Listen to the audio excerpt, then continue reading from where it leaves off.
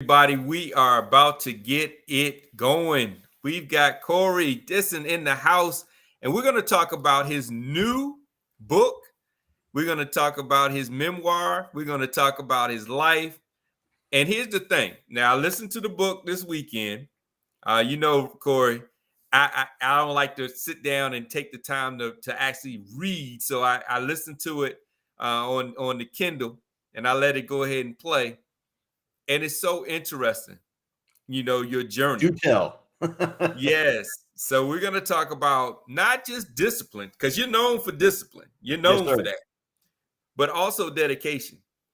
No doubt. Um, you've been dedicated, and we're going to talk about everything. So if y'all don't know Corey, y'all have not been out and about. So we're going to go ahead and bring you into the new world.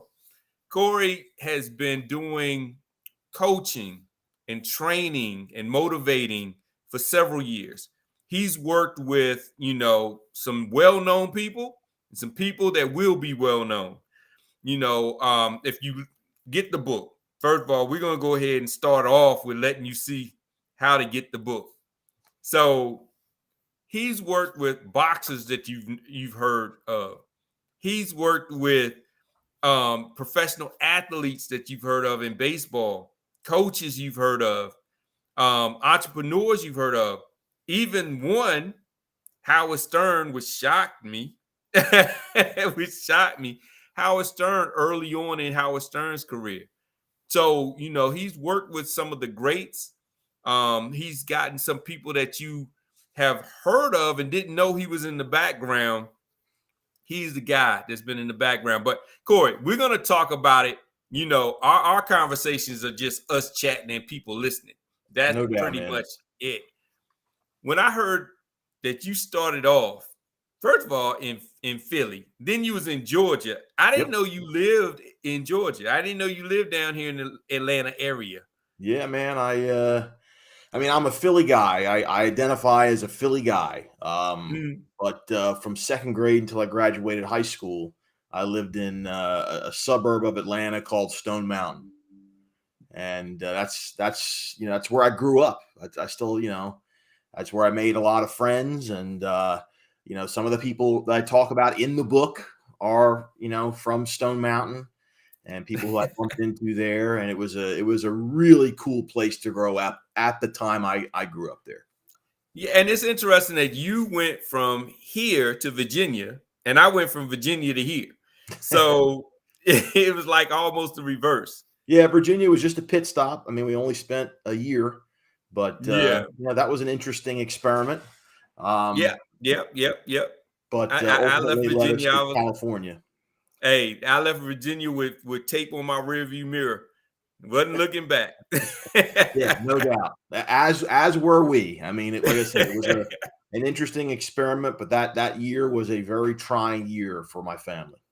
Yeah, yeah.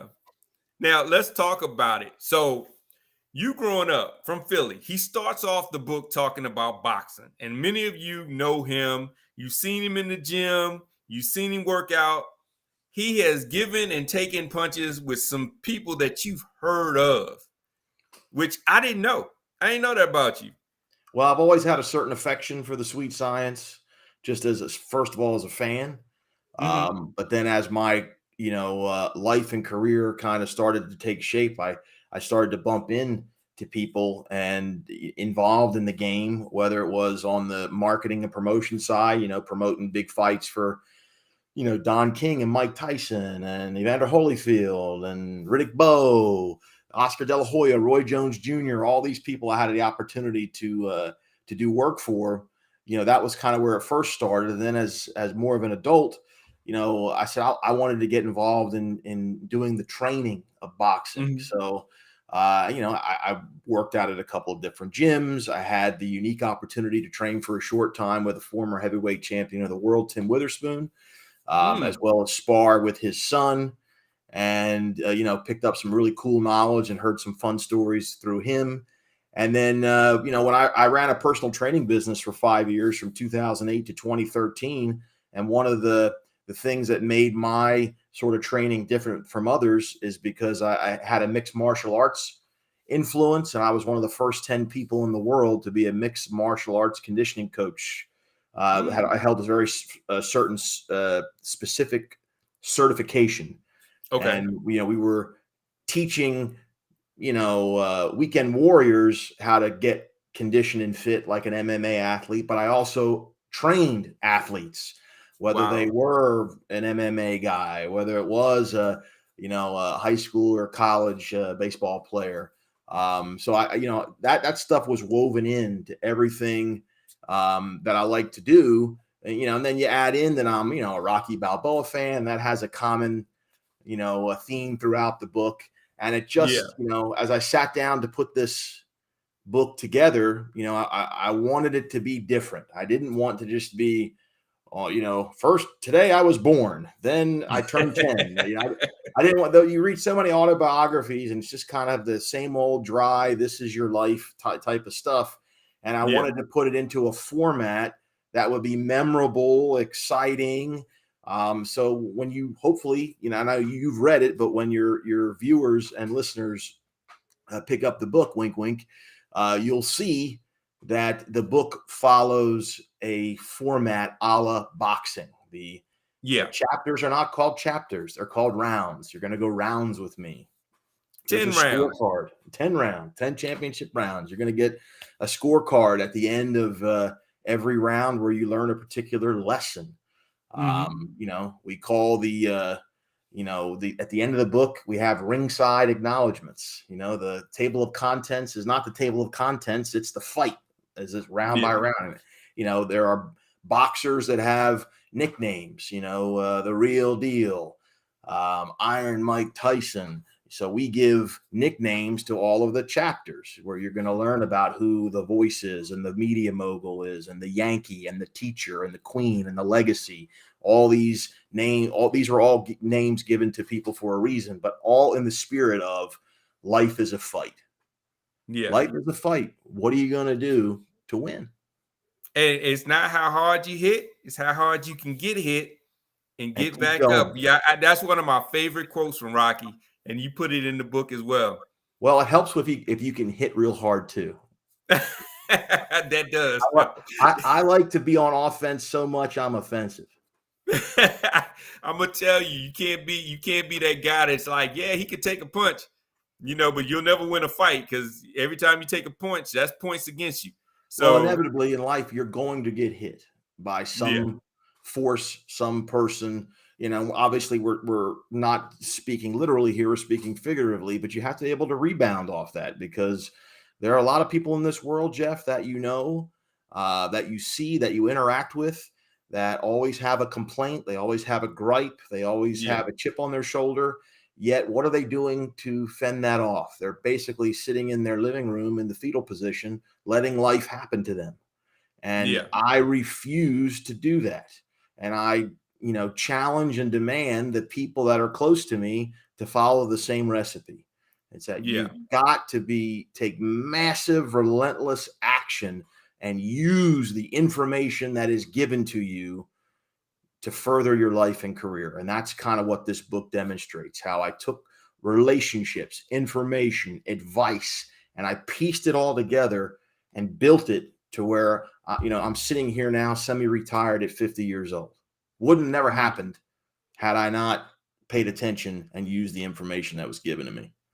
Yeah, that's true. Let's talk about that. So we're going to talk. This was the part that I was like, every teenager needs to hear this. Now, my little one started her first job this week, last week actually, and she was mad because they had her mopping the floors and sweeping the floors.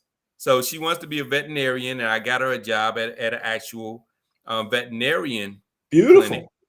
Yeah, it's perfect. But see, it was surgery day, so she thought, okay, I'm gonna be handling the animals, but she didn't.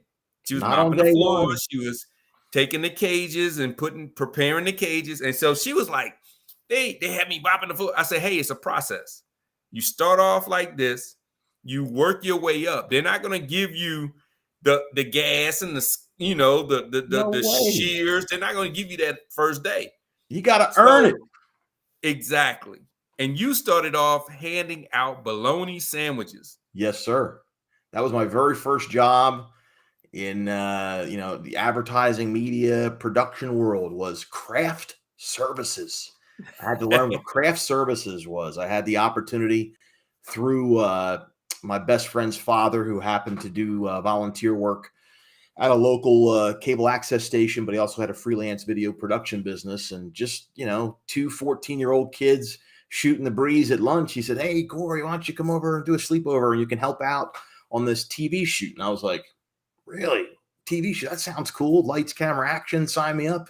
Well, sure Yeah. enough, I get there and everyone else is doing lights, camera, action. And I was spreading mustard and mayonnaise and making bologna sandwiches and craft services. But, taught you a valuable lesson. You got to pay your dues. You got to start somewhere. And, Yeah. it was because I made those sandwiches, and it was because I didn't put up a fuss or complain, that the same gentleman that gave me the opportunity to make those sandwiches also walked me in the door at the TV station and said, "Hey, why don't you come in and learn how to use the machines in the control room, how to set up the lights, how to run the camera." And then a year later, I was directing my own television shows at 15 years old Wow. because I paid my dues first. Yeah. And see, that's so interesting to state, because here's the thing with social media, especially now. See, when we were growing up, we didn't have social, so we didn't know about all that. But now everybody is putting all this glamour on social media. I got rich overnight. All I did was woke up. I typed in some things on the computer. I made my first million, and so forth. They make it seem as if there's no work involved. It's so easy. All you have to do is be you. And it's Doesn't not the happen that way. truth. Yeah, it's not the truth. It sounds good, and we all want a feel good story. But the truth is, the only people that happened for are people that inherit it, and Or all they they had had to do is some just show up. freak luck. Some Yeah, weird circumstance happened that they don't, literally, won the lottery or something. But in the real yeah, world, you have to make your own fortune. exactly. And so that's what I loved about the book, because you was like, okay, I started with the sandwiches. I didn't like it. It wasn't cool, but I stuck with it. They got me in with lights. I was like, lights. Okay, I'll learn. They then got me into production. They then got me into where now Running I'm the camera. actually sitting with the big boys. I'm there now. I'm in the room now, at the table now. And now all of a sudden they're like, okay, I'm going to take this transition and I'm taking you with me. Let's move on to bigger and bigger things. And then next thing you know, you're actually doing stuff that people that have, went to school for it, they're not getting the same opportunity Heck um no. in that room. But it's because you put in the hours. You put in those 10,000 hours. It wasn't, I'm just sitting here putting in applications and resumes and hoping somebody gives me a call. Yeah, that's a big thing, in today's work, job search, recruiting environment. That it's a resume mill, it's a website, it's a bunch of Zoom meetings. What happened to cultivating relationships? Yeah. Like I said, the man who introduced me to the local television business literally changed my life, because I had other aspirations as a Mhm. teenager, what I wanted to do. And obviously, mom and dad are in your ear saying, "Hey, you'd be really good at X, Y, or Z." But as soon as I got the bug for the media and TV and radio, I was like, "Oh, this is my thing." And that determined what college I went to, what Mhm. course of study I chose in college, what classes I picked. All that stuff started because that man, and I'll give him his credit, Mr. Perry Todd, God rest his soul, he was the man that opened that door for me. And Yeah. you can have the door open, but you damn better walk through it Yeah. and do something about it once you get there. And it was because, you know, of my love for this man and his family and the relationship I had with him, that I didn't want to let him down. Yeah. Hey, Core, I'm going to give you this opportunity. It wasn't as literal as that. But, basically when you boil it down, hey, Corey, I'm going to give you this opportunity. And I'm over here going, okay, thank you for the opportunity. But I'm not just going to say thanks. I'm going to show you how Yeah. much I appreciate it by maximizing everything else after that. Well, I think that's so important to state, though, because people don't understand when people put you in these positions, they open these opportunities up, they put their name on it, their name's on it. If you mess up, you don't mess up just for you, you mess up for the person that got you in the door as well. So now the next time they're doing something, they're being scrutinized for your mistakes. So it's like your level of professionalism, ethics needs to be high, at a high standard, not just for yourself, but for the person that helped you get there as well, because You're you're representing representing them. someone. You are Yes. representing someone.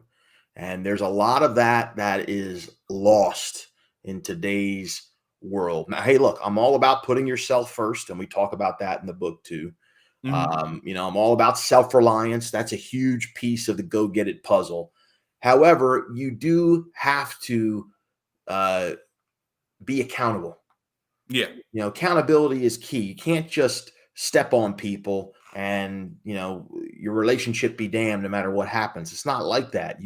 It's got to matter to you what that person on the other end thinks about, Mhm. hey, this guy's pulling his weight. This guy's earning it. This guy's representing me.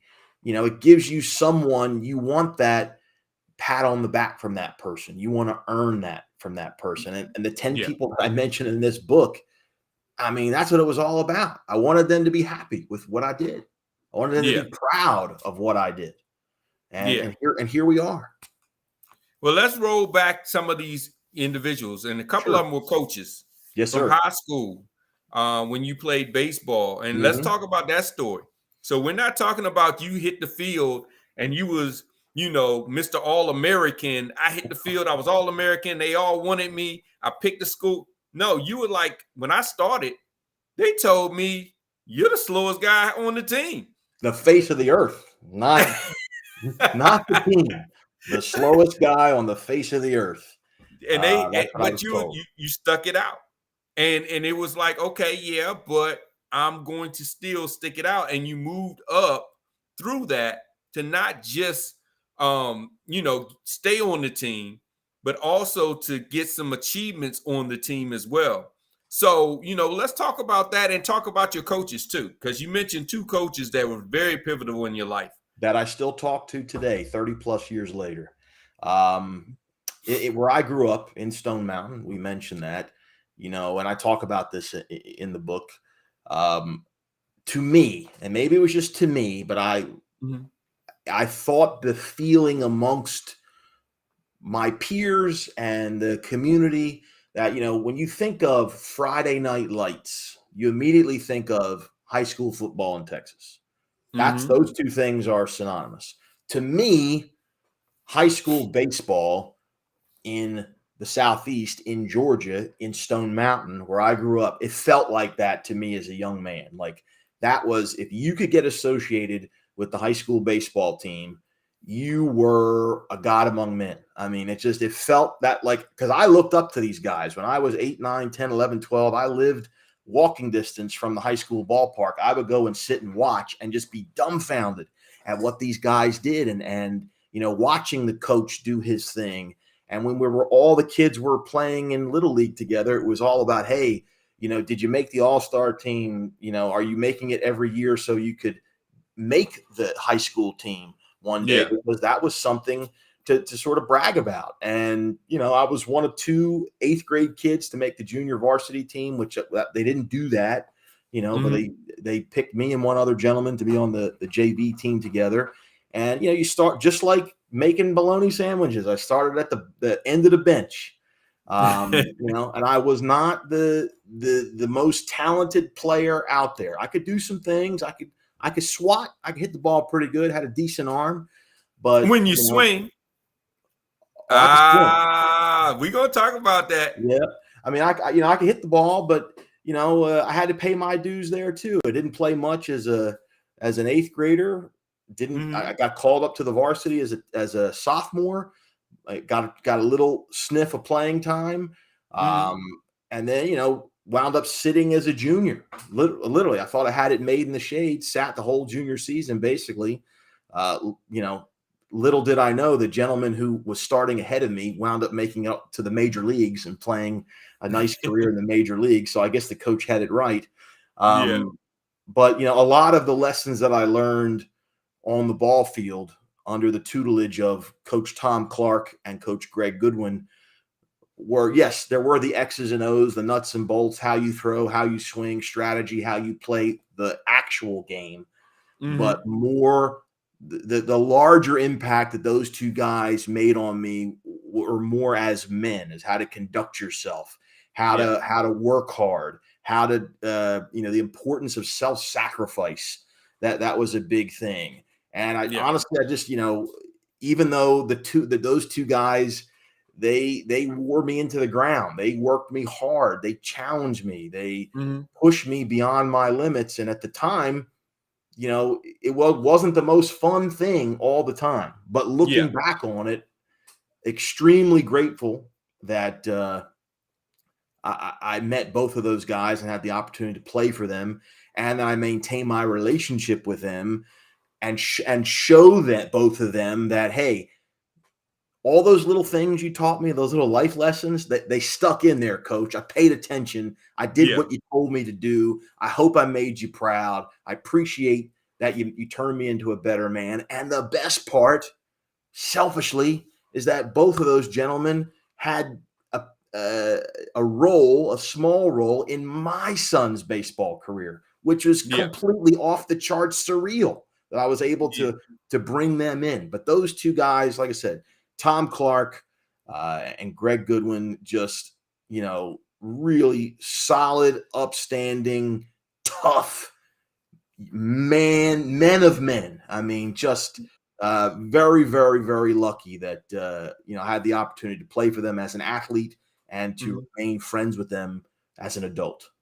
Let's talk about that relationship and let's talk about the two things that you learned, at least two of the things. There was a Sure. few others, but one, you said sacrifice. Oh yeah. It was a trip that you wanted to go on Hmm. and you had a decision to make. Yeah. Let's So talk I mean, about look, that sacrifice. where I grew up, the big thing is when you were a teenage boy or whatever, teenager, was to go to Panama City, Florida on spring break. That's where, Mhm. all the high school kids would truck down there and they'd stay in hotel rooms and go to the beach and, dance and do some things they probably weren't supposed to. But that was what all the cool kids did. And I had a group of friends that were all going down there. I chipped in my money. I was all set to go.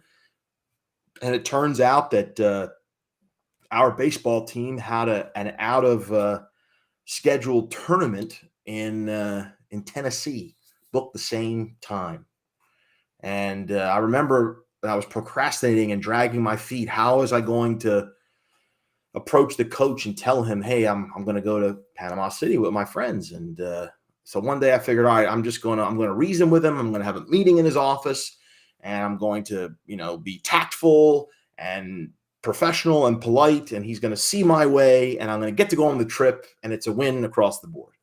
So after practice, I go in his office and I sit down with him and I plead my case. And I say, "Hey, man, I got this trip. I saved up money.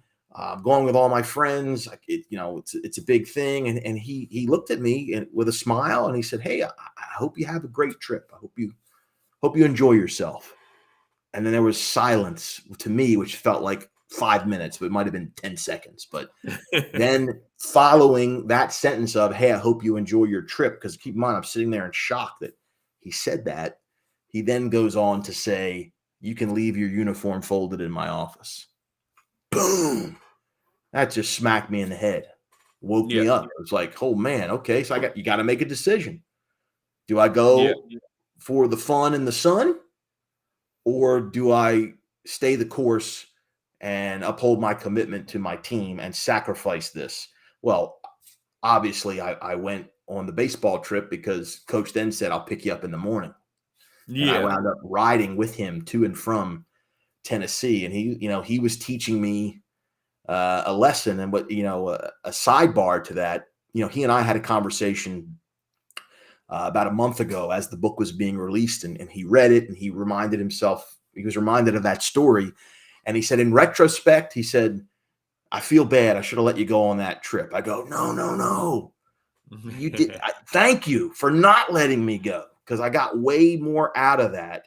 Because young people, when I say young people, I just don't mean teenagers. Young people could mean well into the millennial generation. Don't understand how important it is to give up short-term pleasure for long-term success. Yeah. They want to have their cake and eat it too. And it doesn't work that way. And that's why I shared that story. Did I know that that was the life lesson right then at that moment? No. Yeah. I was like, ooh, I didn't want to lose my spot on the team. But looking back, 30,000 foot view, he was telling me, hey, you've got to, if you want to be successful, you got to be able to sacrifice some things. And that's so key, because especially like as you are a coach and I'm a consultant, when you're dealing with business or just us being business owners, there's a lot of sacrifice. Totally. There's a lot of times you might want to do a vacation. You have to take work with you. You might want to just say, hey, I'm going to take the day off. I laugh and joke with people and say, as a business owner, every day is a holiday and every day is a work day. So it's your decision. You don't have somebody else telling you, hey, today you can take off. It's every day is a work day and every day is a holiday. So you decide. And so that helped you. And even as you coach your actual clients, hey, I sacrificed, and this is how you sacrifice. Yeah, I'm not just telling you because it sounds good or it's, aggressive and it fits in with the branding. I'm not just saying it like that. I lived it. I know why it works. And especially in today's society, today's culture, the work ethic is in thin supply right now, in my humble opinion. I mean, there's actually something going around. I don't know if you've heard of it. They call it Bare Minimum Monday. Oh, and I've you know heard what Bare that. Minimum Monday is, Jeff? I'm going to tell you, and get ready to get sick in your mouth. Bare Minimum Monday is this group of millennials and others that say when they have to report to work on Monday, because they have so much on their plate for the week, they're only going to do what's minimally required so they can kind of ramp up. And then Tuesday, they'll give 100%. So they don't want to really work as hard because I just got done the weekend and now I need this buffer before I get back to work on Monday. That's a thing. That is I've never heard of that. That's that old I need a vacation from my vacation type mentality. When I saw that, I almost fell over. I was like, are you kidding me? I mean, I didn't even know what a weekend was until that's what I was going to say. I 30s. usually your weekends are like you still working. You just might not be in the office working, but you're still working. It's just the weekend. I just don't get it. And this I never heard of that. This, sharing the anecdote of this story about self-sacrifice when I was in high school still resonates today, whether you're an athlete or not. Yeah. There's times you might just have to suck it up, man up, and do what you have to do. And then the second thing that you learn that you teach, and I can tell because I've we've been working together, so is actually listening, taking instruction, and doing what you're told. Let's talk about the time when you didn't swing. So, all right, we're sort of conflating two lessons. We can talk about both, but the not swing lesson. So that was an episode that showed that I didn't put that I put myself before the team, which was not allowed. And that was playing under Coach Clark. I had an opportunity to play in the North Georgia Championships, which is basically like the high school state semifinals. And I was given a hit and run sign. And what a hit and run is, if you don't understand baseball, is if you're hitting and there's a runner on first base, a hit and run is the runner on first takes off to steal, and it is your job at home plate to swing at the ball no matter where it's pitched to attempt to hit it to protect the runner. That's what a hit and Yeah. run is. I was given the hit and run sign, and I choked. I forgot to swing. I froze, and ended up I struck out. The runner on first gets thrown out. We're out of the inning. We lose the series. We're out. It wasn't entirely my fault, but boy, it sure felt like it at the time. And my coach Yeah. was not very happy with me, and he disciplined me for that. And it boiled down to, we had a practice in between that game and the next game in the series. And he basically turned the pitching machine on and threw 100 pitches at me as he had to swing wherever the pitch is. And there were pitches that were up in the bleachers. There were pitches at my head. It didn't matter how ridiculous I looked. He was making the point that when you're given an instruction to benefit the team, don't worry about how it affects you. Sometimes you have to literally take one for the team. And, that's what I learned from him. And, the end lesson from Coach Clark was, it was a lot of talk about talent. And this all has something to do with each other because, there's a lot of talk out there. Well, I'm talented. I'm really good. I'm the best at what I do, or I do this craft or this skill very well. I should be making a ton of money. I should be successful.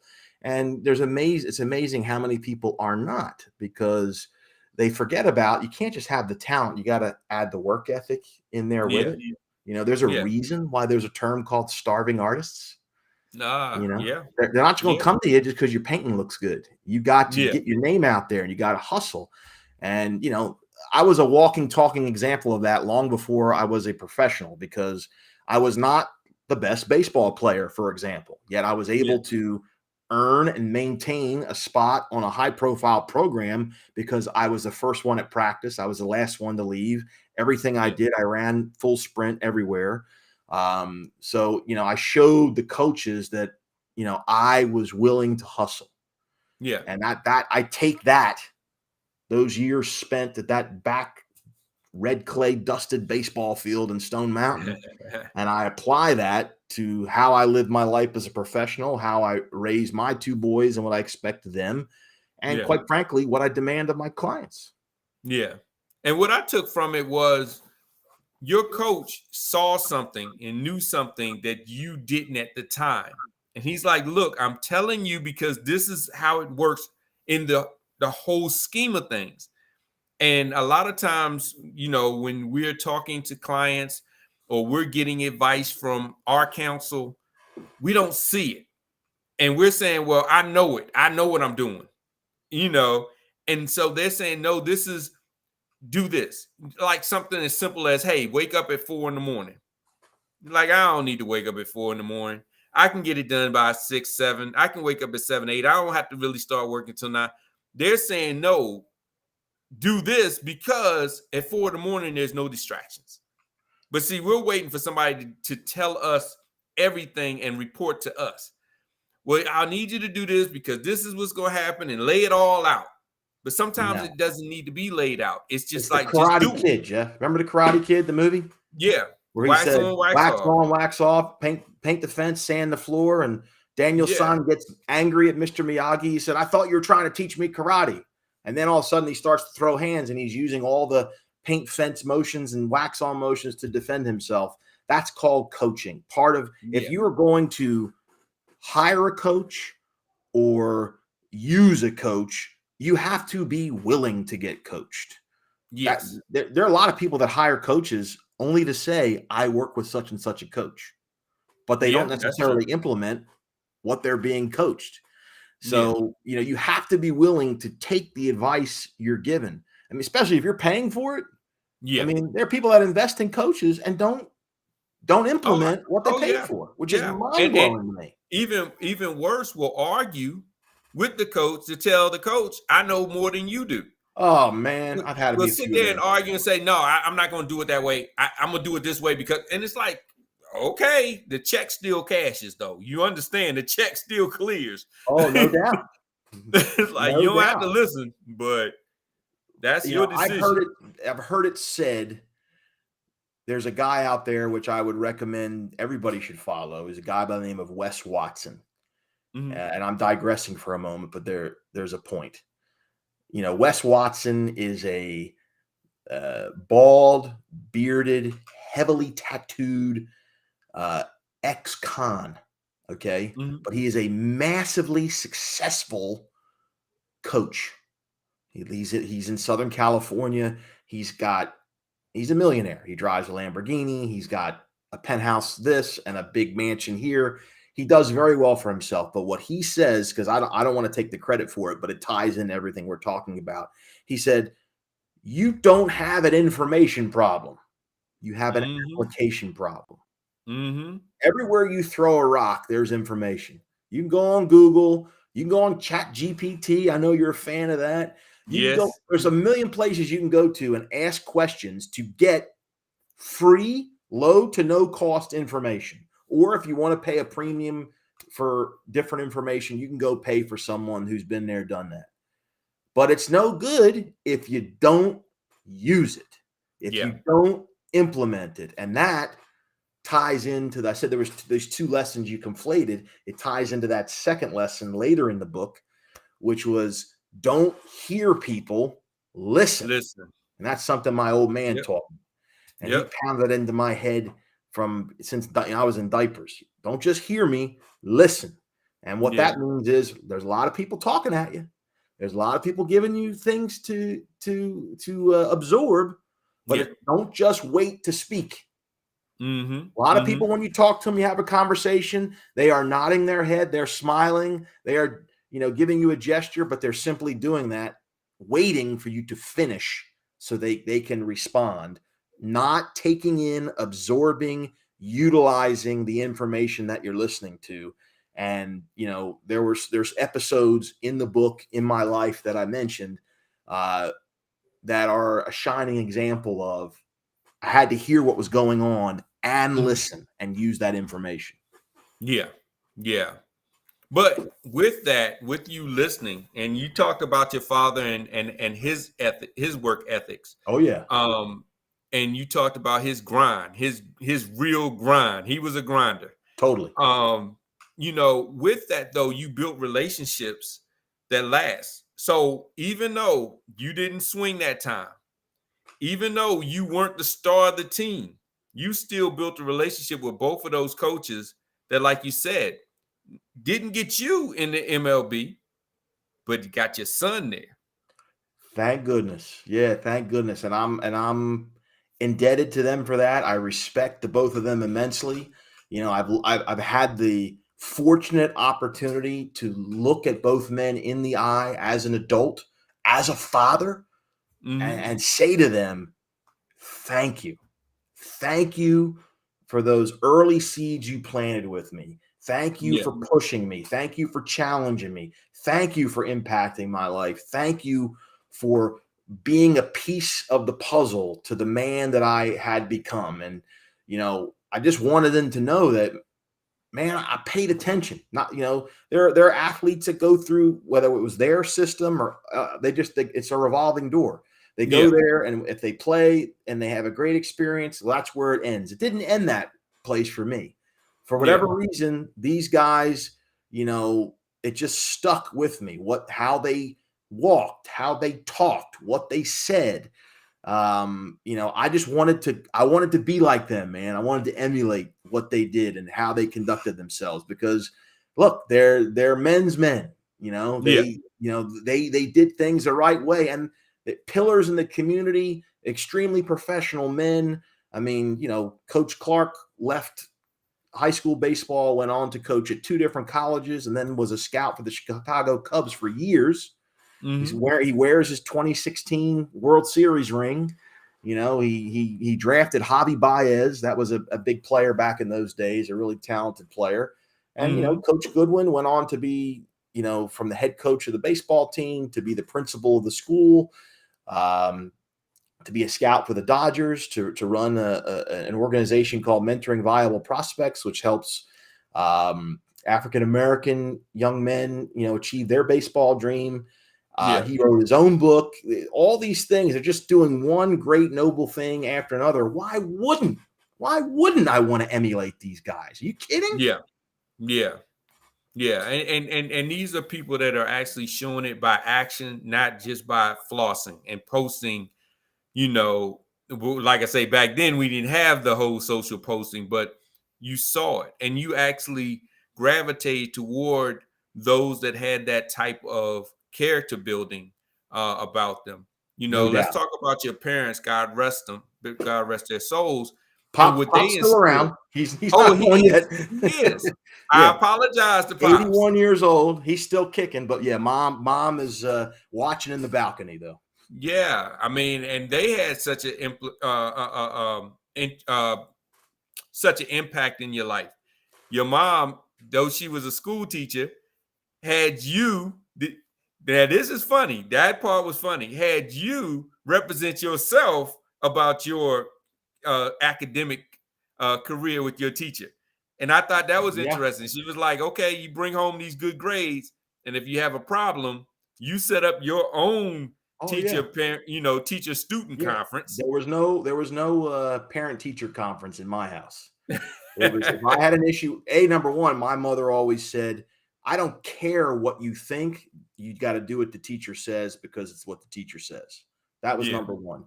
But if it, this one particular circumstance where I just was fit to be tied with this one particular teacher, and I pleaded with my mom, I said, yo, Ma, you got to go talk to this woman. I mean, and she said, nope, if you want your problem solved, you got to go talk to her. You got yeah, to set up the appointment. You have to take initiative and be an adult.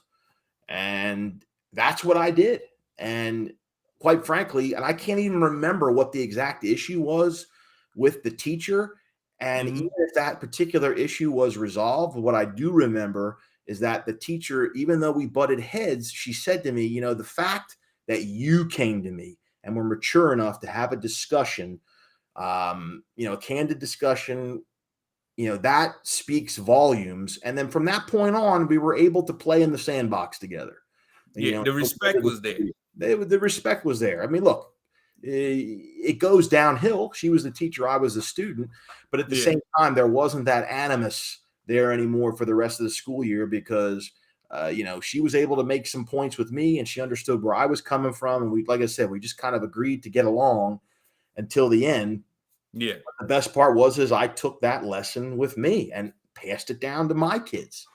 yeah, I know, especially my younger son, he had a couple of instances in high school that, he took it upon himself with a little nudging from his mother and I to get in there and have a discussion with his teacher and solve his problem. And the rest is history with that.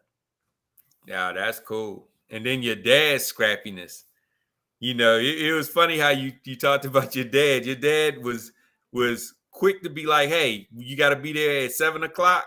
We're getting there at 6 because it's Oh not yeah. about getting to work and it's none of these wind up Mondays. It's like, look, you are there, and at 7 you are working. You're not getting to work. You're working at 7.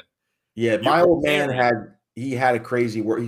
Even though he's 81 and long since retired, he still has a crazy work ethic. And we used to joke as kids, that how early he used to get to work. If his start time was 7, he'd get there 5:30. And I'd say, Pop, what are you doing? He said, well, I have my coffee, I organize my notes, I speak to a couple of the people here, and I, have a conversation. That way at 7 o'clock, and my mother even used to give him a hard time. But go figure, it filters down to me because I do the same thing. My wife, makes fun of me because we can never be on time anywhere. It's always early. Yeah. It's Corey time, she says it. If we have to we have a dinner date with another couple at 6, well, we're pulling up to the restaurant at 5:45 because we want to Yeah. make sure to be there. And my youngest son is actually, both of my sons are very much like this. They don't want to be late anywhere. Yeah. They're my son is a professional baseball player, and we just got done watching him down in Florida, and we're there an hour before game time. Mhm. And we're there at a pretty empty stadium. Fans are just starting to come in, and there he is out on the field by himself, already dressed, stretching, getting his calisthenics in, getting his mindset right for the game. And so it's thank goodness we were able to pass that torch along. Pop gave it to me, and we gave it Yeah. down to the boys. Yeah. And that means a lot. I mean, because you're getting, like you said, your mental state correct. It's not like you're rushing in and now you're thrown into the game. And so you're kind of like, okay, like you said with your dad, hey, I'm getting my coffee in, I'm getting my thoughts together, I'm getting all my stuff prepared. So I'm somewhat easing into the day versus I'm getting here at 7, I'm running late, I'm frustrated, traffic was bad. Now I've got to start working. I got to figure out, and half the time I'm figuring out what excuses I'm gonna make for the fact that I'm rushing in here, and so it really throws you off your game. And the rest of the day, you're playing catch up. The rest of the day, you're trying to catch up for all that time that you basically have wasted because you didn't get there early enough to prepare yourself mentally for the day. Bottom line is what my old man taught me in not so simple terms, but when you boil it down to, it's like when you're prepared and preparation means getting things handled ahead of time. When Mhm. you're prepared, by the time the clock is on, that time period is on autopilot. You don't have to really Mm, think too mm. much. You just do. You execute. And, I use that as an adult with my life. I use that as an adult in my career. I pass it along to my clients. And I see my son doing that, with his preparation for professional athletics. He spends a considerable amount of time preparing. And then when the game is almost a relief Yeah. because he's Yeah. done so much to prepare. The game he told me last week, he said, the game is almost in slow motion because, it Mm. doesn't, I'm prepared. I know what to anticipate. I know what to do. And that's all Yeah. from getting stuff done ahead of time. Wow. Wow.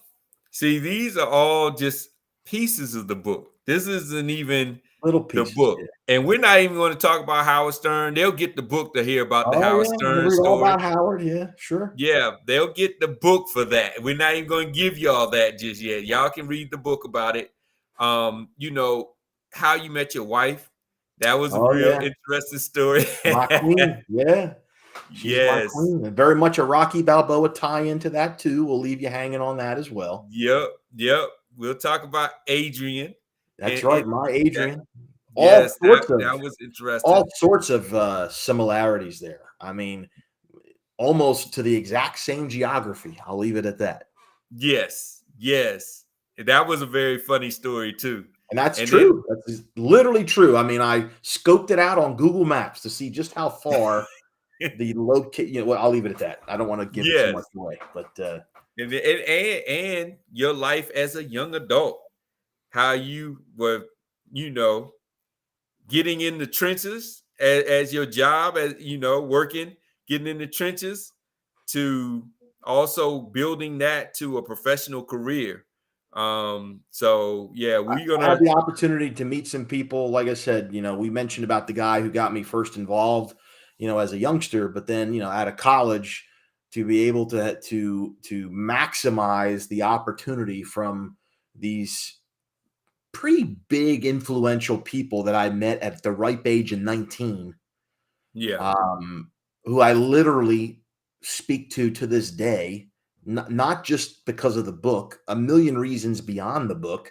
We don't Hmm. make money from each other anymore, but Hmm. these are two guys who, I mean, to say that they're established media veterans gives them no justice.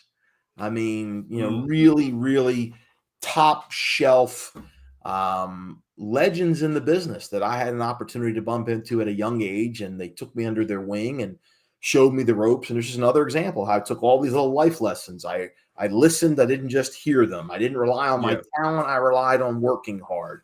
I was assertive. All of these things. I sacrificed. I made sacrifices. I hustled. All these little lessons tied in, and by the time I'd gotten to that level, that's when the hockey stick happened, because I put all those things together. And Yeah. excuse me, the bottom line is I thought about, I dreamt about, I manifested. I always used to say I want to be retired before I'm 50. People looked Yeah. at me like I had 6 heads. What are you talking about? You retire when you're 65 and you collect Social Security. No, no, no. Mm-hmm. I'm going to be retired before I am 50.